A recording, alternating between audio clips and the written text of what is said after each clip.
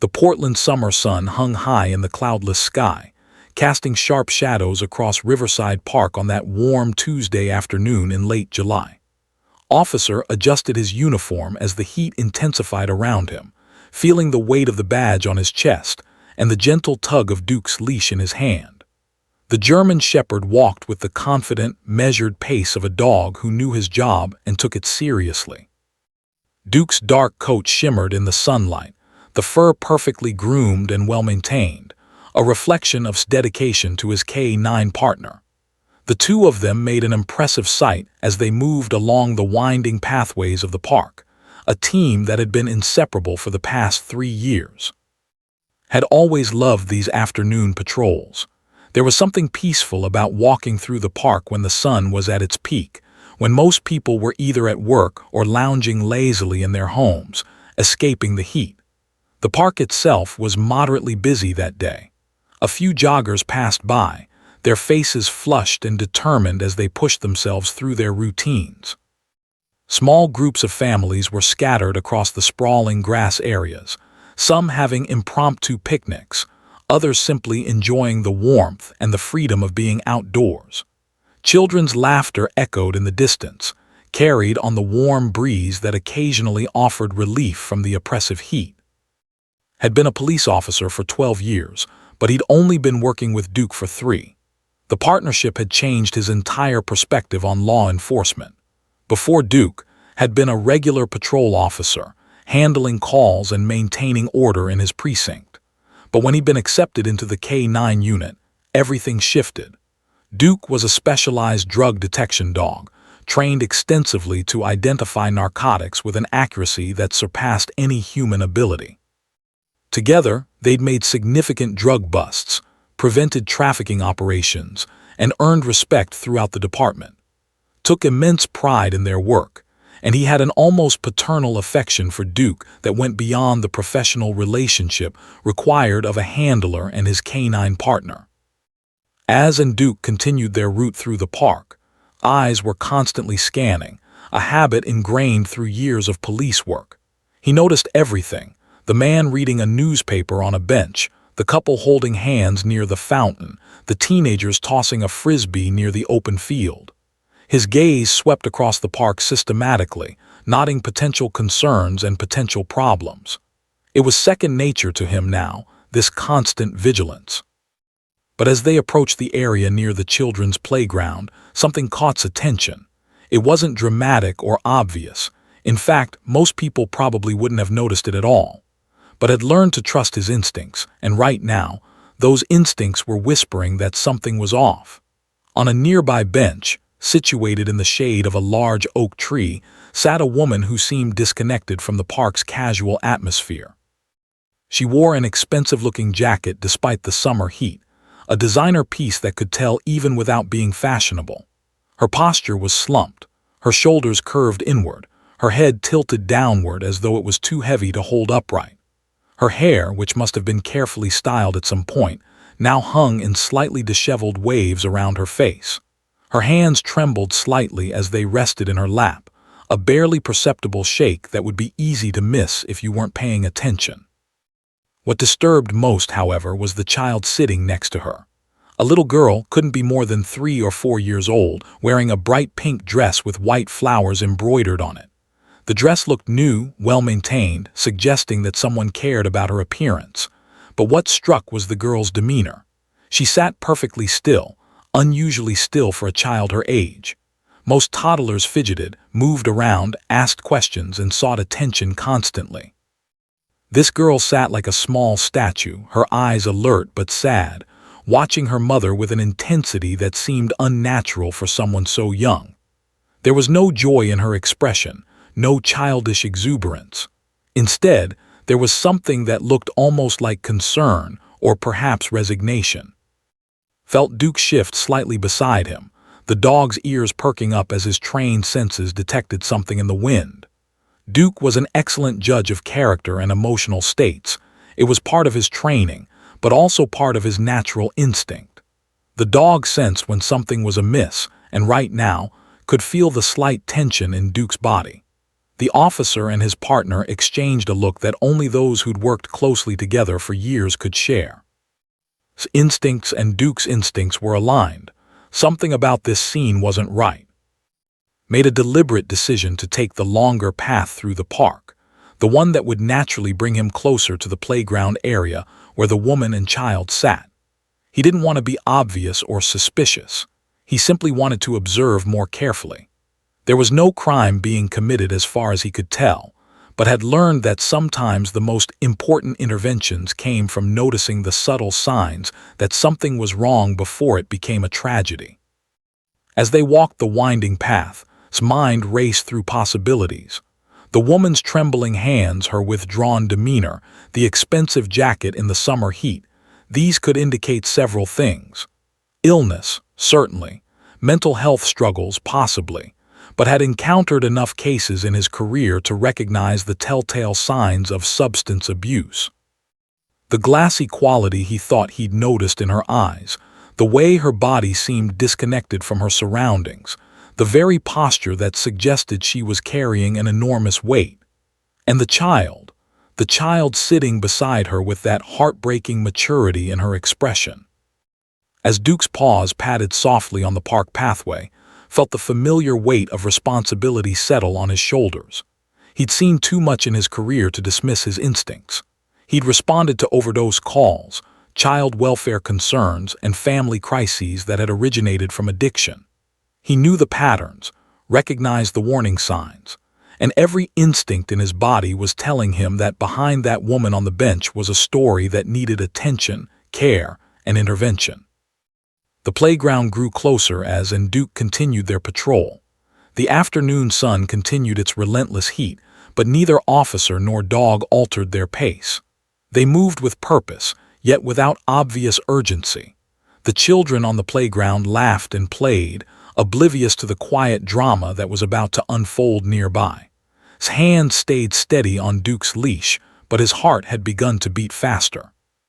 He didn't know yet what was about to happen, but he knew, with the certainty that comes from years of experience, that this day would be different from any other patrol he and Duke had ever taken through Riverside Park. Time seemed to slow as Duke drew nearer to the playground area. The officer had learned long ago that moments like these, when something significant was about to happen, often came with a peculiar quality of awareness, as if the universe itself was holding its breath. Senses were heightened. The sounds of the park seemed somehow more vivid, the warmth of the sun more intense. Even Duke seemed to have picked up on the energy shift. The dog's ears remained alert, his nose working the air, processing the scents carried on the summer breeze. Could feel the subtle tension in the leash, sensing that Duke knew something was about to unfold as well. The woman on the bench remained motionless, her gaze still fixed downward. Wondered what she was looking at so intently. Was she staring at her hands, at the ground beneath her feet, or was she simply lost in some internal world, so disconnected from her surroundings that she barely registered the park, the people, or even her own child beside her? The question troubled deeply. He'd worked enough cases involving parental neglect to recognize the signs. This wasn't malice. This was someone who was struggling so profoundly that they were barely managing to keep their head above water. And then suddenly, the little girl moved. Her head snapped up as though she'd been struck by lightning. Her eyes, which had been cast downward in a mirror of her mother's gaze, suddenly became wide and alert. But what was most striking was the direction of her focus. Her eyes had locked directly onto Duke. Not onto the playground or the other children, but specifically on the large German shepherd. It was as though the girl had been waiting for something, and that something had finally arrived. Immediately felt Duke respond to the child's attention. The dog's tail, which had been moving in a steady, professional manner, began to wag with genuine friendliness. Duke had been trained extensively to work around children, to remain calm and gentle, but this was more than training. This was the dog's natural warmth and protective instinct kicking in. The German shepherd recognized a child, and more importantly, the dog recognized that this particular child needed something. For a moment considered whether he should alter their path, create a wider berth around the bench and the girl. It was protocol to be cautious, to maintain professional distance in situations where something seemed amiss. But before could make that decision, the girl stood up. Her movement was deliberate and determined, nothing like the clumsy, uncertain movements typical of toddlers. She didn't stumble or hesitate. She simply rose to her feet with purpose, her small body straightening as though she'd made a decision that required courage and conviction. The woman on the bench still didn't look up. The girl began walking toward Duke with steady, measured steps. Each footfall seemed intentional, as though she was counting them off, measuring the distance between where she stood and where the officer and his partner were positioned. His mind immediately shifted into alert mode. Where were this child's parents? Why was she alone? But even as these concerns registered, also understood that this situation, while potentially problematic, didn't represent immediate danger. The girl wasn't running away. She wasn't frightened or distressed. If anything, she seemed calm, resolved, as though she knew exactly what she was doing. "Hey there, sweetie," called out gently, his voice warm and non-threatening. He kneeled down slightly, making himself less imposing, more approachable. Duke mirrored his movement, the dog's body language open and welcoming. "What's your name?" asked, his eyes now at closer to the girl's level. He was assessing her carefully, looking for signs of abuse, neglect, or distress. Her pink dress was clean and well-maintained. Her face, though marked by an unusual solemnity for her age, didn't show obvious signs of physical injury. But there was something in her eyes, a kind of knowledge, a premature wisdom that didn't belong in such a young child. The girl didn't answer his question directly. Instead, she continued her approach until she was standing directly in front of Duke. Her hand, impossibly small and delicate, reached out toward the dog's fur. Tensed slightly, but Duke remained perfectly still, the result of countless hours of training and the dog's own natural gentleness. The girl's fingers made contact with Duke's dark coat, her small hand disappearing into the thick fur. The dog's tail continued its gentle wag, and could see the muscles in Duke's body relax completely.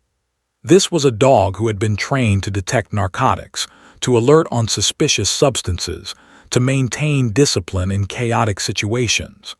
And yet, with this small child, Duke simply existed in the moment, offering comfort through his presence alone.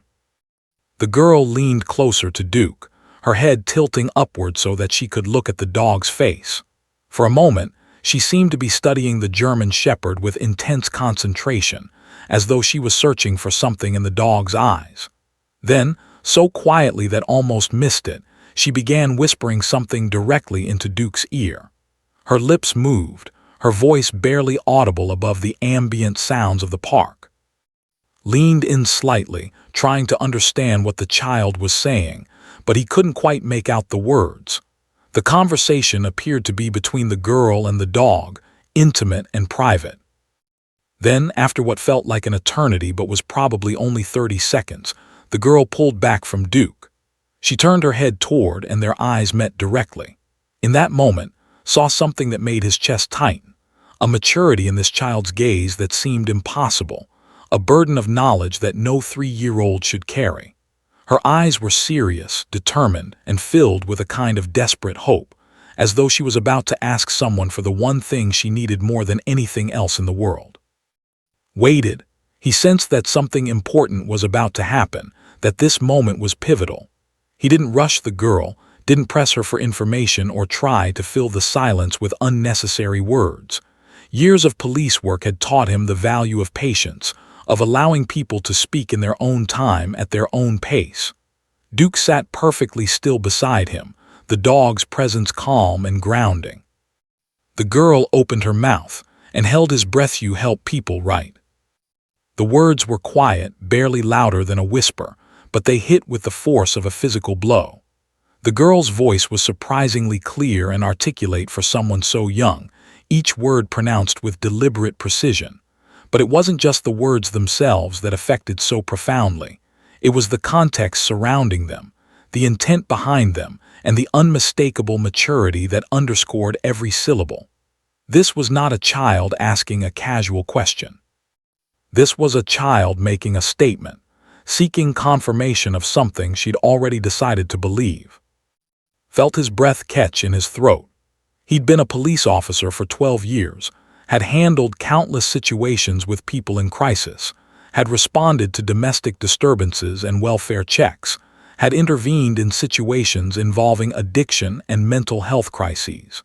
He prided himself on his ability to remain calm under pressure, to process information quickly and respond appropriately. But nothing in his training had quite prepared him for this moment, for the profound realization that a 3-year-old child was approaching him with purpose and urgency that only adults typically demonstrated. Duke seemed to sense the shift in energy as well. The dog's ears perked up slightly higher, and though the dog remained still and calm, there was an increased alertness in the animal's posture. Had worked with Duke long enough to know that the dog was reading the situation just as the officer was, recognizing that something significant was happening, that this moment carried weight and meaning. "Yes, sweetheart, I do help people," responded carefully, his voice gentle but steady. He chose his words with deliberate care, aware that this child was processing everything he said with unusual attentiveness. "That's what police officers do. We try to help people when they need it." He paused, searching her small face for more clues about what she was trying to communicate. "Why are you asking me that, honey?" The girl's hands, which had been resting in Duke's fur, began to tremble slightly. Notice the trembling immediately.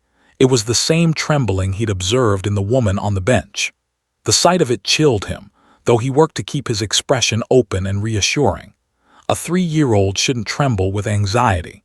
A 3-year-old should be carefree, worried about nothing more serious than whether they'd get a snack or when playtime would begin. The girl turned her body slightly, enough so that she could gesture toward the bench where her mother still sat, her head still downturned, completely unaware of what was transpiring just a few yards away. The girl's finger extended, pointing back at the woman with a child's unsophisticated directness. When she spoke again, her voice carried a weight that seemed to come from somewhere far older than her years. "My mommy needs help." The 5 words hung in the air between them. Felt time seemed to expand, as though the moment had become elastic and infinite. Around them, the park continued its everyday activities. Children laughed on the playground, joggers passed by, the breeze carried the sounds of summer leisure.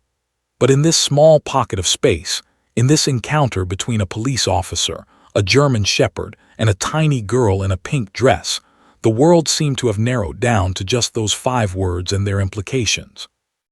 His mind raced through possibilities and questions. What kind of help did this child believe her mother needed? How had a child so young developed the awareness and the vocabulary to recognize that someone needed assistance? What circumstances had led to this moment? What had this little girl witnessed or experienced that gave her the knowledge and the courage to approach a police officer and ask for help on her mother's behalf? "What kind of help does your mommy need?" asked, his voice remaining calm and gentle despite the alarm bells ringing in his mind. He kept his body language open and non-threatening, aware that the girl was watching him carefully, evaluating his response. "Can you tell me more, sweetheart?" The girl's eyes welled up with tears and felt his heart break slightly. She was struggling to find the words to express something complex, something that a 3-year-old shouldn't have to verbalize. She looked back at her mother, then back at, as though appealing to him to understand without her having to spell it out. But after a moment, she began to speak again, her words coming in halting, uncertain phrases punctuated by pauses as she searched for language adequate to her meaning. "Mommy doesn't feel good," the girl said, each word seeming to cost her effort. "She sleeps a lot, more than other mommies, and she cries at night. I hear her crying and I don't know how to help her." The girl's voice cracked slightly and she wiped at her eyes with the back of her hand. "I try to be good. I try to be quiet so maybe she'll feel better, but it doesn't work. She still doesn't feel good." Knelt down fully now, his professional demeanor shifting into something more deeply human. He was looking at a child who had taken on an emotional burden far too heavy for her small shoulders, who had developed coping mechanisms and awareness that should have taken years to develop. This wasn't just a child seeking help. This was a child who had been forced to mature too quickly, who had learned to read her mother's emotional and physical state with the precision of someone trying to navigate dangerous terrain. "Sweetheart, do you know what your mommy takes?" asked gently. "Does she take any medicine, any pills or anything like that?" The girl nodded and she held up her hands, demonstrating with her small fingers. "Lots. So many bottles. She takes them in the morning and at lunch and at night. But she says they make her feel better, and they do, but then they stop working and she feels worse again, and then she takes more." There it was, the confirmation that had already suspected but had hoped might be different. This little girl had somehow, through her own observation and the survival instincts that children in crisis often develop, identified her mother's substance abuse. She had recognized it for what it was, a problem that required help from someone outside the family unit. And instead of hiding it or ignoring it, she had summoned the courage to approach a stranger, a police officer with a dog, and ask for assistance. Felt tears pricking at his own eyes, which he quickly blinked away. He reached out and gently took the girl's hand, her small fingers disappearing into his larger palm. Duke moved closer, pressing his large body gently against the child's side, as though offering his own silent support. "You did the right thing, sweetheart," said softly. "You were very brave to tell me. What's your name?" "Emma," the girl whispered. "My name is Emma and my mommy's name is Sarah, and I love her so much, but I don't know how to help her feel better. So I thought maybe you could help. Because you help people, right?" Emma's admission hung in the space between them, and felt the full weight of responsibility settle onto his shoulders like a physical garment. This small child had just disclosed something that would require careful handling, professional intervention, and compassion. Training kicked in, not the rigid, procedural training of law enforcement, but the deeper, more nuanced training that came from years of community policing and understanding human vulnerability. "You absolutely did the right thing," Emma said, his voice filled with genuine warmth and reassurance. "You're a very smart and very brave girl. Your mommy is lucky to have someone who cares about her as much as you do." He paused, allowing Emma to process his words, to understand that she hadn't done anything wrong in speaking up. "Can you tell me a little bit more? I want to understand so I can help your mommy the right way." Emma nodded, seeming to find some comfort in the fact that was taking her seriously, that he wasn't dismissing her concerns or treating her like she was just a confused little child. She settled herself onto the ground, sitting cross-legged in her pink dress, and Duke immediately lay down beside her, providing a warm, furry anchor. The dog's presence seemed to give Emma courage. "Sometimes she forgets things," Emma continued, speaking with the careful precision of someone recounting something important. "Like, she'll ask me if I ate breakfast, and I'll tell her I did, but then later she asks me again, like she doesn't remember, and sometimes her words get all weird and slurry like this." Emma attempted to demonstrate by slurring her words in a way that was both heartbreaking and informative. "And her eyes get all glassy and far away, like she's not really looking at me even though she's looking at me." His mind was cataloging all of this information, cross-referencing it against patterns he'd seen before. The forgetfulness, the slurred speech, the glassy eyes, these were consistent with opioid abuse. He'd responded to overdose calls, had seen the devastation addiction wreaked on families, had witnessed the collateral damage that substance abuse inflicted on children who had no choice but to live within that chaos. "Emma, does your mommy have any other people living with you? A dad, or a grandma, or anyone else?"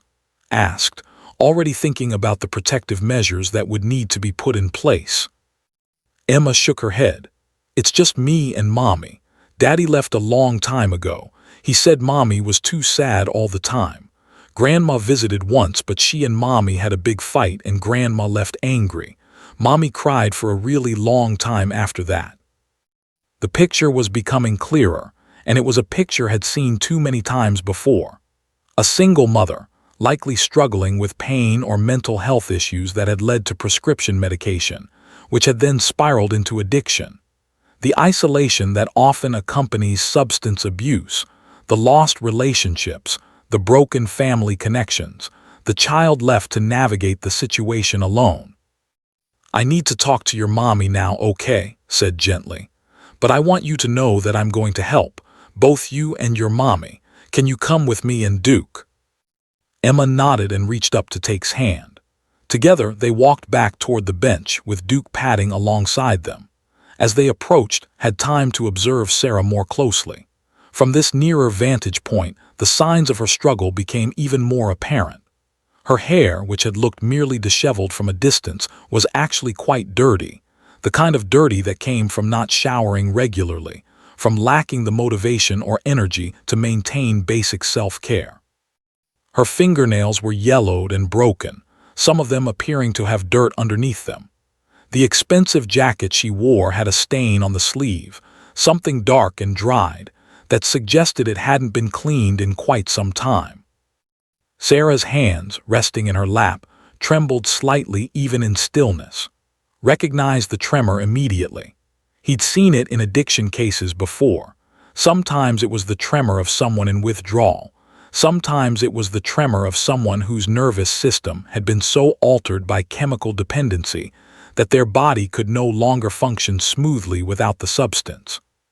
Sarah's eyes, when she finally looked up at the sound of their approach, had that particular quality had learned to recognize. They weren't entirely focused, weren't entirely present in the moment. It was as though part of her was looking at him, but another part of her was somewhere else entirely, lost in an internal landscape that addiction created. "Sarah," said, keeping his voice gentle and non-accusatory, "I'm Officer. Your daughter just showed me and Duke where you were, and she's told me some things that I'd like to discuss with you. Is that okay?" Sarah's face went through a series of expressions in rapid succession. First, confusion. Then, as understanding began to dawn, something that looked like shame. Her eyes darted from to Emma and back again, as though she was trying to process what information her daughter might have shared. "Emma, what did you tell him?" Sarah's voice came out hoarse and strained, with that slightly slurred quality Emma had tried to demonstrate. She struggled to sit up on the bench, as though trying to present herself as more composed than she actually was. "Mommy, I just told him that you don't feel good," Emma said, her small voice steady, "and that you take lots of medicine, and that you cry at night. I told him because I wanted someone to help you feel better, because I love you and I don't like seeing you hurt." The words seemed to hit Sarah like a physical force. She stared at her daughter and saw something genuine and heartbreaking cross her face, a moment of clarity perhaps, where she suddenly understood the full impact her struggle was having on her child. Sarah's hands began to shake more visibly, and her eyes filled with tears. "I'm sorry, baby," Sarah whispered, her voice breaking. "I'm so sorry. I didn't want you to have to deal with this. I didn't want you to see me like this." Recognize this moment for what it was, a crucial turning point, a moment where intervention could make a real difference. He stepped forward, his demeanor remaining professional but compassionate. "Sarah, I'm not here to arrest you or take your daughter away," said, his voice carrying the weight of his sincerity. "I'm here to help connect you with resources. Your daughter clearly loves you very much, and there are people whose job it is to help you get better. Would you be willing to talk to me about getting you some support?" Sarah looked at Emma, then back at, and something shifted in her expression. It wasn't hope exactly, but it was something close to it, a recognition that perhaps there was a way forward, that perhaps her daughter's brave action might be the beginning of something different. Made a deliberate decision in that moment. He would not approach this situation as a police officer making an arrest, but as a human being encountering another human being in crisis. He'd learned long ago in his career that the most transformative interventions often came not from authority or force, but from genuine compassion and the willingness to see past the addiction to the person struggling beneath it. He gestured to the space on the bench next to Sarah, silently asking permission to sit down. Sarah didn't object, though her body language remained tense and guarded. Duke, sensing the emotional weight of the moment, pressed closer to Emma, anchoring the child with his solid presence. Settled himself onto the bench with the careful deliberation of someone who wanted Sarah to know he wasn't a threat. He kept his uniform visible. It was important that Sarah understand who he was, but he made no move toward any of the tools on his belt, no gesture that might be perceived as threatening. "My name is," he began, his voice warm and measured. "I've been walking through this park with Duke for a long time now, and I've learned to notice when something isn't right, when someone might need help. And I want you to know, Sarah, that I've been doing this job long enough to understand that addiction isn't a moral failing. It's a disease, and like any disease, it requires treatment and support." Sarah's shoulders seemed to relax slightly at his words, though tears continued to stream down her face. She looked away from, her gaze fixed somewhere in the middle distance, as though she couldn't quite bear to make direct eye contact with him, or perhaps with the reality of her situation that he represented. "How did you know?" Sarah asked quietly, her voice barely audible. "I thought I was hiding it. I thought I was doing okay. I thought Emma didn't notice." The pain in that statement was almost palpable. Understood immediately what Sarah was experiencing. That moment when a parent realizes that their attempts to shield their child from their struggles have been unsuccessful, that the person they were most trying to protect had been aware all along. It was a particular kind of devastation. "Your daughter is very observant," said gently, "and very brave.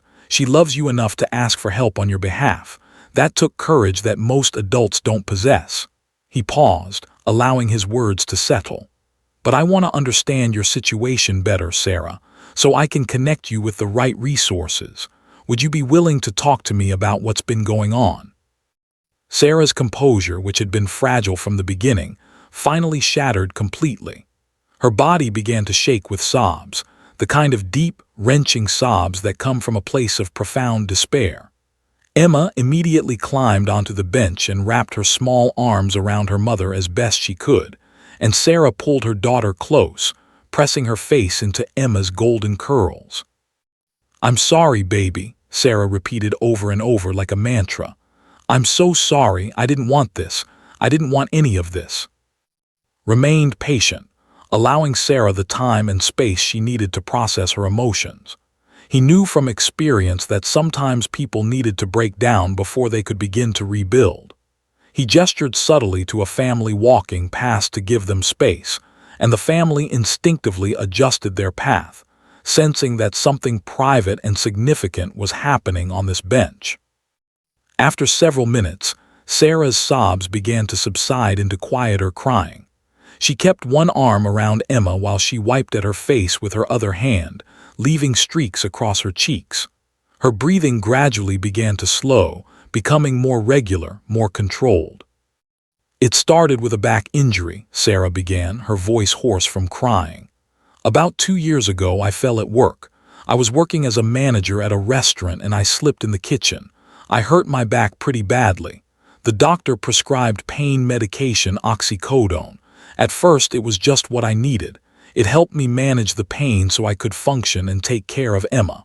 But then..." She trailed off, struggling to find the words to explain something that she'd probably struggled to explain to herself. "Then it became something more," offered gently, helping her complete the thought without judgment in his voice. Sarah nodded miserably. "Yeah, the pain got better, but I kept taking it because it made me feel good. Like really good, better than good. It made everything feel manageable. It made me feel like I could handle being a single mom, handle the financial stress, handle everything. And then when I tried to stop, I felt so awful. My body ached. I was anxious all the time. I couldn't sleep. So I just kept taking it. And when the prescription ran out, I found other ways to get it. I found people who would sell me pills.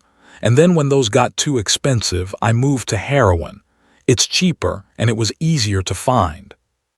Listened without interruption, allowing Sarah to speak, to release the burden of secrecy she'd been carrying. This was a common trajectory. Most opioid addictions didn't start with someone deliberately seeking out heroin. They started with legitimate pain, with legitimate medication, and then spiraled into something much darker and more destructive.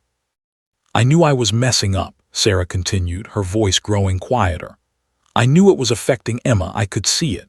I could see her watching me, worrying about me, trying to be good and quiet so I wouldn't get upset. And I felt guilty, so guilty, but I couldn't stop. The addiction. It's like this voice in my head that's louder than everything else. Louder than my love for Emma, louder than my desire to be a good mother, louder than anything. Nodded in understanding. He'd heard this before, many times. The struggle between the person someone wanted to be and the person addiction was forcing them to become. The guilt that piled on top of the addiction, creating a cycle that seemed impossible to break. Sarah, here's what I want you to know, said, his voice firm but kind. You're not alone in this. There are people whose job it is to help people exactly like you. There are rehabilitation programs, therapists, support groups. And the most important thing is that you have someone, he gestured to Emma, who loves you and believes in you. That matters. That matters a lot. But I'm scared, Sarah admitted, her eyes finally meeting. I'm scared of what happens if I try to get clean and I can't do it. I'm scared that Emma will be taken away from me. I'm scared of so many things. Those fears are valid, acknowledged. But here's what I also know, it's scarier to continue like this. And your daughter just proved that she's already trying to figure this out on her own, trying to help you. Let me help you both. Let me connect you with the right people. Will you let me do that? Sarah looked at Emma, seeing the hope in her small daughter's eyes, and slowly she nodded, knew that this moment of Sarah's willingness was crucial. He'd seen too many people in crisis moments lose their resolve, their courage wavering when faced with the reality of what recovery would entail. He needed to act quickly, to capitalize on this window of openness, while Sarah was still in a place of clarity and readiness. He reached into his pocket and retrieved his phone, his mind already working through the steps he needed to take. Sarah, I'm going to make some calls right now, explained. I have contacts at several rehabilitation facilities and social services, but before I do that, I need to know, is there family who could take care of Emma while you're getting treatment? We want to make sure she's in a safe, supportive environment. Sarah's eyes filled with fresh tears at the mention of Emma being separated from her, even temporarily. My mother, she said quietly. My mother lives about 15 minutes from here. We had a fight about my using. She wanted me to get help and I got defensive and angry, but she loves Emma so much. If I asked her, I think she would take her. Nodded, this was good. Keeping Emma with a family member was far preferable to the alternative. Okay, can you call her? I think it would be better coming from you. Tell her what's happening and ask if she can come pick up Emma. I'll wait with you both until she arrives. Sarah took's phone with trembling hands. As she dialed, stepped a few feet away, giving her privacy while still maintaining visual contact. He watched as Sarah spoke to her mother, heard the initial anger in the older woman's voice give way to shock, then to concern, then to determination. Within 20 minutes, Sarah's mother arrived at the park, her face a mixture of emotions, worry, hope, and a kind of determined resolve that comes from a parent wanting to help their child. The reunion between and Emma was tender and heartbreaking. The older woman swept her granddaughter into her arms, holding her close, whispering reassurances. Emma clung to her grandmother but looked back at her mother, her small face etched with concern even as she allowed herself to be comforted. Looked at Sarah with an expression that held both disappointment and unwavering love. We're going to get through this, said firmly. Together, as a family, Emma will stay with me and you're going to get the help you need. After had taken Emma and driven away, the little girl waving out the back window, her small hand pressed against the glass, turned his full attention back to Sarah. The woman looked diminished somehow, hollowed out by the separation from her daughter, even knowing it was necessary. But there was also a kind of resolution in her expression, a determination that hadn't been there before. Made several phone calls, his professional contacts and reputation within the community opening doors quickly. He spoke with a counselor at a well-regarded rehabilitation facility, explained Sarah's situation, and arranged for her to be seen for an initial assessment that same day.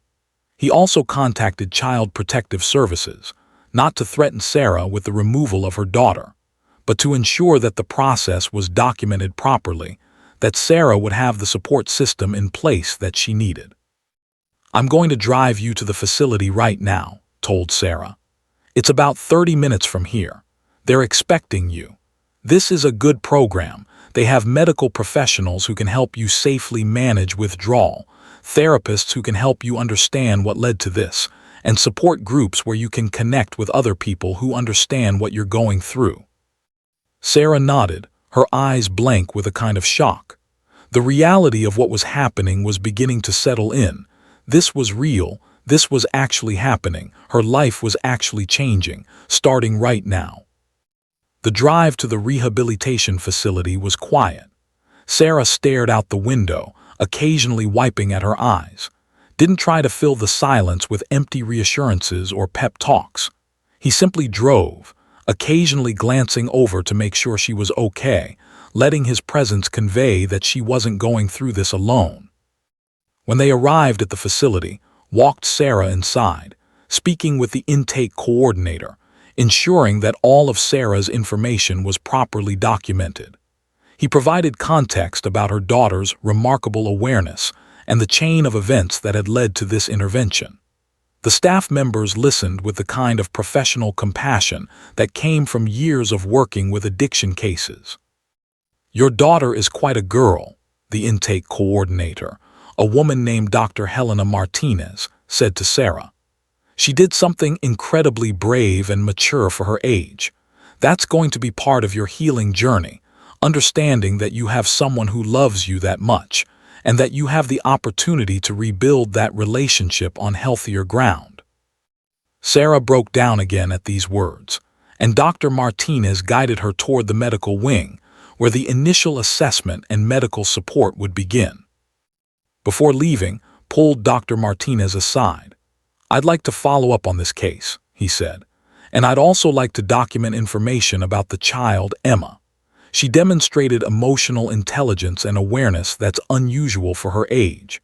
I'm thinking about speaking with some child psychologists about her experience, potentially using her case in community education about how children are affected by parental addiction." Dr. Martinez nodded thoughtfully. "That's an excellent idea. Many children develop these kinds of coping mechanisms when living with addiction. Emma's case is remarkable because she was proactive rather than just reactive. She didn't just accept her mother's condition, she sought help. That's extraordinary." As drove away from the rehabilitation facility, Duke rested his head on the passenger seat, as though the dog also understood that something significant had just occurred. Thought about Emma's small face, her determination, her courage. He thought about Sarah's moment of breaking, of finally allowing herself to admit she needed help. And he thought about how one child's brave action had set off a chain reaction that was already beginning to transform multiple lives. He knew the road ahead wouldn't be easy.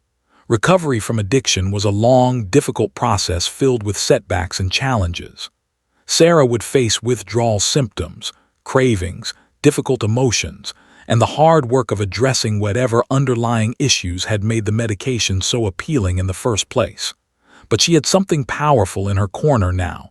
She had her daughter's love, she had family support, and she had professional help.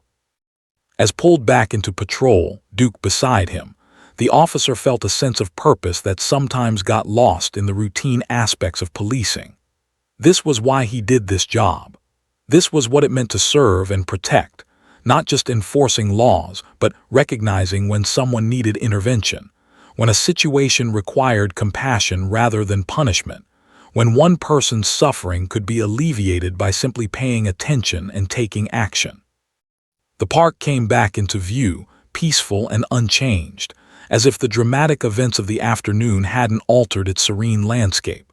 But for Sarah, for Emma, and for everything had changed.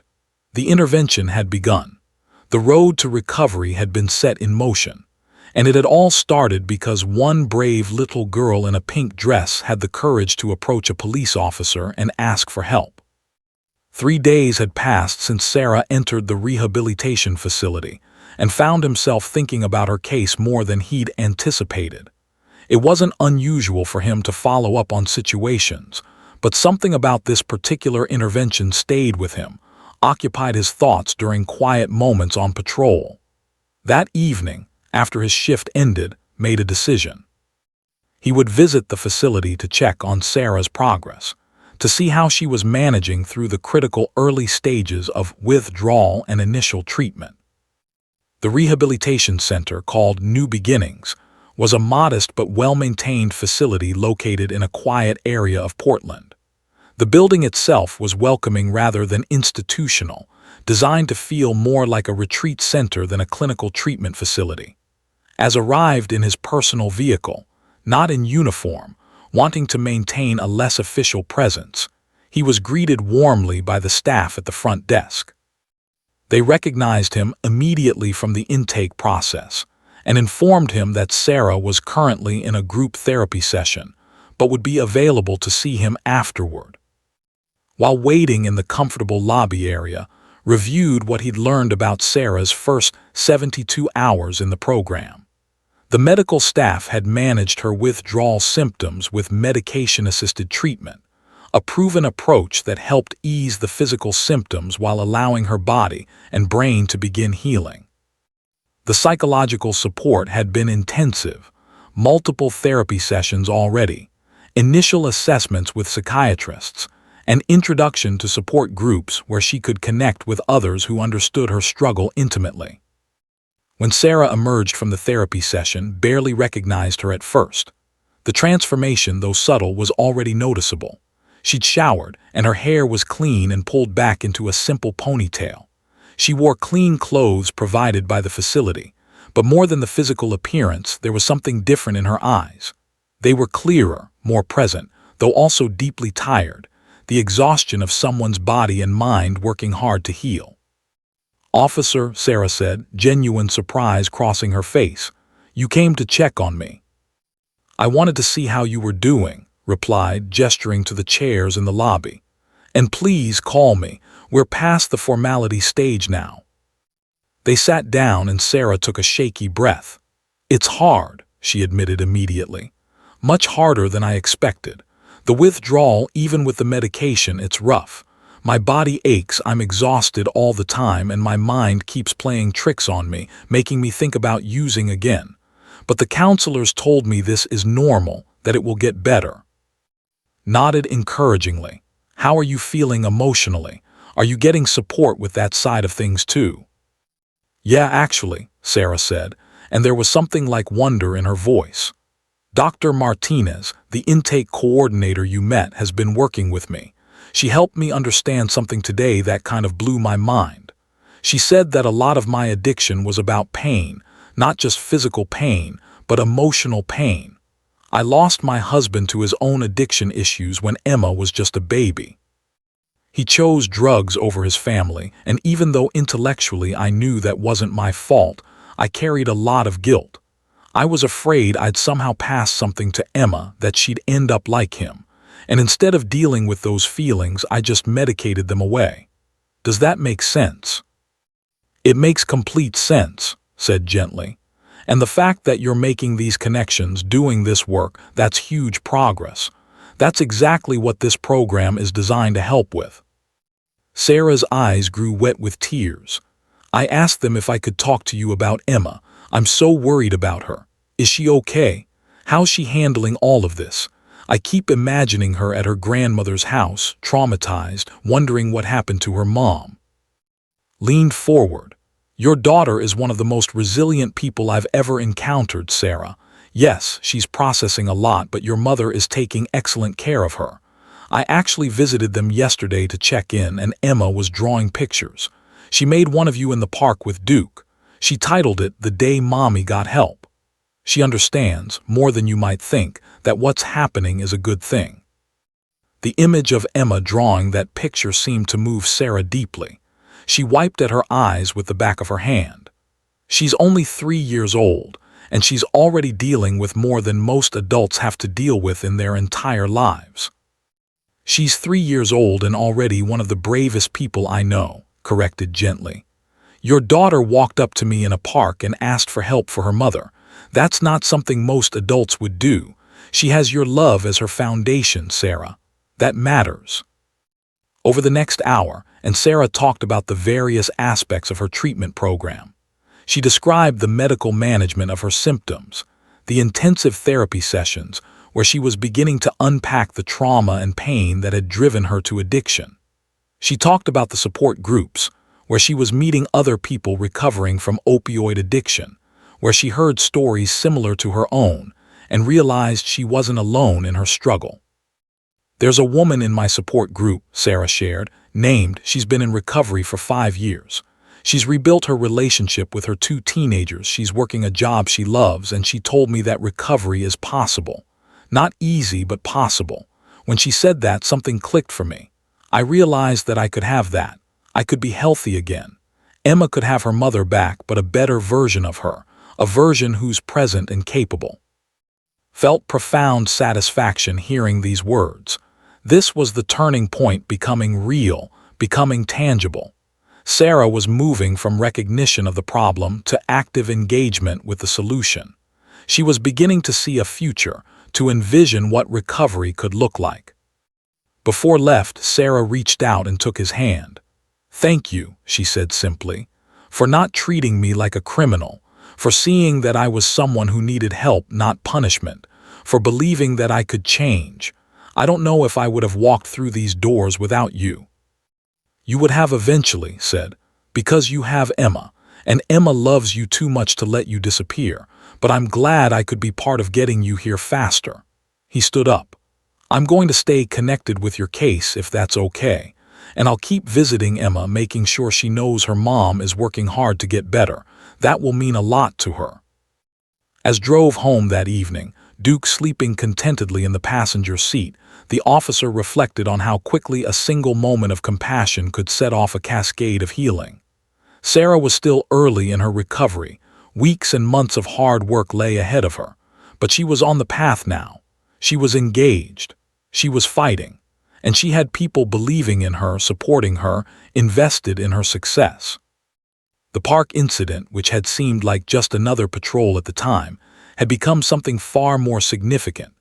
It had become a turning point not just for Sarah, but for how himself understood his role as a police officer and community member. Sometimes the most important work of law enforcement wasn't about arrest or enforcement. It was about recognition, compassion, and connection. 6 months into Sarah's recovery program, the transformation was remarkable. She had completed the intensive inpatient treatment phase and transitioned into an outpatient program that allowed her to live in a small studio apartment while continuing her therapy and attending support group meetings 5 days a week.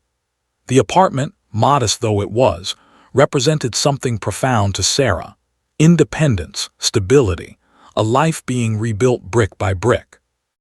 It was a Tuesday afternoon when Sarah arrived at her mother's house for her weekly visit with Emma. These visits had become the highlight of her week, a time when she could see the tangible results of her efforts, could witness her daughter and experience the love that had always been there, but had been buried under layers of addiction and despair. Opened the door before Sarah could even knock, and Emma came running from somewhere in the house, her small legs moving as fast as they could. "Mommy," Emma cried out, launching herself at Sarah with the kind of unself-conscious enthusiasm that only a young child could muster. Sarah caught her daughter, lifting her into her arms, and held her close, breathing in the scent of her hair, feeling the solidness of her small body. These moments never got old. Every single time, Sarah was overwhelmed by the reality of what she'd almost lost. "Hi, baby girl," Sarah said, her voice thick with emotion. "I missed you so much this week."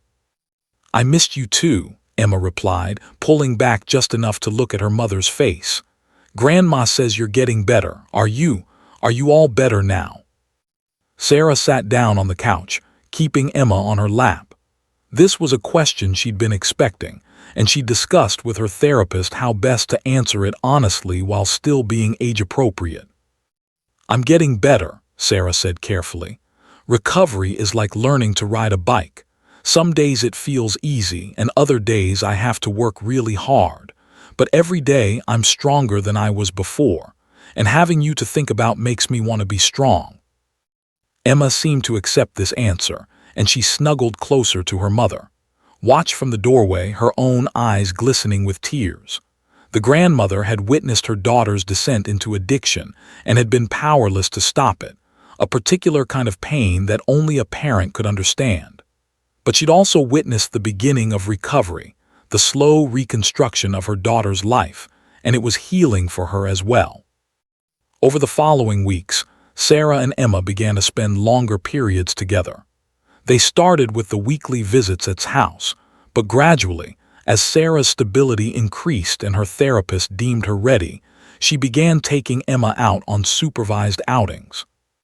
A trip to the park, not Riverside Park but a different one, where Emma played on the playground while Sarah sat nearby, present and engaged, watching her daughter with the kind of rapt attention that only someone who'd nearly lost everything could muster. A visit to the zoo, where Emma pointed out her favorite animals and Sarah taught her their names and characteristics. Simple activities, but they carried profound meaning. One afternoon, about 7 months into recovery, Sarah made a decision that surprised even herself. She was sitting in her weekly therapy session with Dr. Martinez when the idea emerged. "I want to give back," Sarah said suddenly, the words tumbling out before she'd fully formed them in her mind. "I want to help other people who are struggling like I was. I know I'm still early in my recovery, but I remember how alone I felt, how hopeless everything seemed. If I could be someone for another person who's in that darkness, who could show them that it's possible to come back from this?" Dr. Martinez smiled, that particular smile that indicated she'd been waiting for Sarah to arrive at this realization on her own. "What you're describing is peer counseling," she explained. "It's an important part of many people's recovery. You've been in the program long enough, you've done your work, and you have genuine empathy based on lived experience. I think you'd be excellent at it. Let me connect you with our peer counseling coordinator." Within weeks, Sarah had completed the additional training required to become a peer counselor at New Beginnings. She started with just one client per week, a woman named Jennifer, who was about 3 weeks into her recovery and struggling intensely with cravings and the physical reality of withdrawal.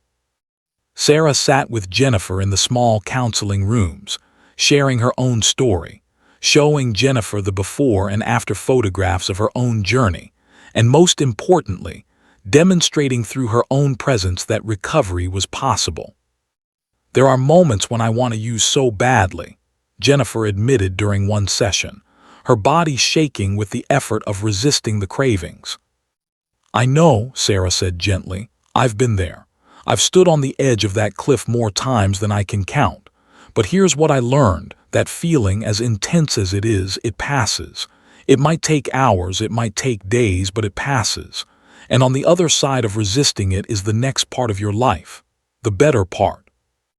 The work of peer counseling became deeply meaningful to Sarah. She saw herself in each struggling person she worked with, the shame, the desperation, the glimmer of hope trying to survive underneath the darkness. But she also saw what was possible, what they could become if they held on, if they kept fighting. By month 9, Sarah had moved to a better apartment, one that had space for Emma's things, for a small room that could be hers when she visited overnight. Was beginning to feel comfortable with the idea that Sarah might be ready to regain custody of Emma, though they all agreed that the transition would be gradual. Sarah was working part-time at a coffee shop in the mornings and volunteering at New Beginnings in the afternoons. She attended her support group meetings religiously, had a sponsor who she checked in with regularly, and had developed genuine friendships with other people in recovery. One evening, as Emma sat at the small table in Sarah's new apartment, coloring a picture with markers while her mother prepared a simple dinner, Sarah felt something shift inside her. It wasn't dramatic or loud, it was quiet, almost peaceful. She realized that she was happy, not the artificial happiness that came from medication, not the escapist happiness that addiction had promised, but genuine, hard-earned contentment. She had her daughter back. She had her life back. She wasn't perfect. There were still difficult days, still moments when the urge to use whispered seductively in her ear. But she had tools now, support, and most importantly, she had a reason to keep fighting. "Mommy, look." Emma held up her drawing. It was a picture of the two of them in the park, Emma's stick figure representation of her mother and herself holding hands beneath a bright yellow sun. "It's beautiful, baby," Sarah said, kneeling down to examine the drawing more closely. "You know what? I'm going to put this on my fridge, right in the center where I can see it every day." As she taped the drawing to the refrigerator and Emma hugged her legs in satisfaction, Sarah made a silent promise to herself and to her daughter. She would never take this for granted. She would never forget where she'd come from or how close she'd come to losing everything. And she would spend every day for the rest of her life being worthy of the second chance that had been offered to her. A second chance that had begun with a 3-year-old girl's extraordinary courage in a park on a summer afternoon. 1 year after that fateful afternoon in Riverside Park, Sarah stood in the kitchen of a modest but comfortable home that she and Emma now shared together. Full custody had been restored to her 9 months into her recovery, a milestone that had required consistent proof of sobriety, stable employment, and a safe living environment. The house was small, but it was theirs, every room decorated with touches that reflected their life together. Emma's bedroom had princess-themed bedding and shelves filled with books. Sarah's room was simple but peaceful. The kitchen, where Sarah was currently preparing Emma's 4th birthday cake, was the heart of the home. "Mommy, can I help frost the cake?" 4-year-old Emma asked, tugging on her mother's jeans. She'd grown in the past year, her vocabulary had expanded exponentially, and she'd started preschool where her teachers reported that she was a kind, empathetic child who often helped other children who were upset or struggling. "Of course you can, sweetheart," Sarah replied, lifting Emma onto a sturdy stool positioned at the counter. Together they spread frosting across the chocolate cake, Emma's small hands guided by Sarah's steady ones. This simple domestic scene, something that millions of mothers and daughters experienced every day, represented a miracle for Sarah, a life reclaimed, a future restored. That evening, after Emma had blown out her candles and fallen asleep surrounded by her new toys and surrounded by the love of her family, Sarah sat down at her computer. She opened an email from Officer. The message was brief but significant. A documentary filmmaker had reached out to about producing a short film about addiction recovery and intervention. They wanted to feature Sarah's story, with her permission, as a way to educate communities about how addiction affected families and how compassionate intervention could save lives. Sarah read the email 3 times, allowing the magnitude of what was being asked to settle over her. Her story, the darkest, most shameful chapter of her life, could become something that helped others. It could become a tool for education, a beacon of hope for people still trapped in addiction. She thought about Jennifer, the woman she'd worked with as a peer counselor, who was now 18 months sober and had recently gotten a job at a dental office. She thought about another client she'd worked with, who'd reconnected with his teenage daughter after 14 months of recovery. She thought about all the people she'd encountered in support groups, in counseling sessions, in the hallways of New Beginnings, each carrying their own version of her struggle. By morning, she'd decided. She replied to his email with a simple message: "Yes, if it helps even one person, it's worth it." 3 months later, Officer stood in front of a classroom of police academy recruits, a documentary film playing on a large screen behind him. The film, titled One Small Voice, The Power of Compassionate Intervention, told the story of Sarah and Emma. It featured interviews with Sarah discussing her addiction, her recovery, and her journey as a peer counselor. It showed footage of Riverside Park, the exact bench where everything had changed. Most powerfully, it featured an animated segment showing a child's perspective, depicting the fear, confusion, and desperate love that a young child experiences when a parent struggles with addiction. The recruits watched with rapt attention. When the film ended and the lights came up, stepped forward. "This intervention worked," said, gesturing to the now blank screen, "because I chose compassion over punishment. I chose to see Sarah as a person in crisis rather than as a criminal. I chose to believe that recovery was possible. And I chose to listen to a 3-year-old girl whose love for her mother was so powerful that it transcended her age and her limitations." He paused, letting his gaze sweep across the room of young officers. "Every single day, you will encounter people struggling with addiction. You will see the destruction it causes. You will witness families torn apart. But you will also have the opportunity to be the turning point in someone's life. You have the power to connect people with resources instead of jail cells. You have the power to save lives." The impact of his presentations rippled through the police department and the community. Other officers began approaching their addiction-related calls with a different mindset, not focusing solely on enforcement, but on connection and resource provision. New Beginnings received increased referrals from law enforcement. Sarah's story became part of the training curriculum for both police officers and social workers throughout the Portland area. Back at the rehabilitation facility where it had all begun, Dr. Helena Martinez invited Sarah to co-facilitate a new support group specifically for parents in early recovery. Sarah accepted eagerly. Every Thursday evening, she sat in a circle with 6 to 8 parents, all struggling with addiction, all carrying the weight of having their children affected by their disease. "The most important thing I learned," Sarah told a new group of parents during one session, "is that recovery isn't just about stopping the drugs or alcohol. It's about becoming the person your children deserve. It's about showing up. It's about consistency. It's about love." One mother, sitting across from Sarah with tears streaming down her face, raised her hand. "Did you ever think you'd make it?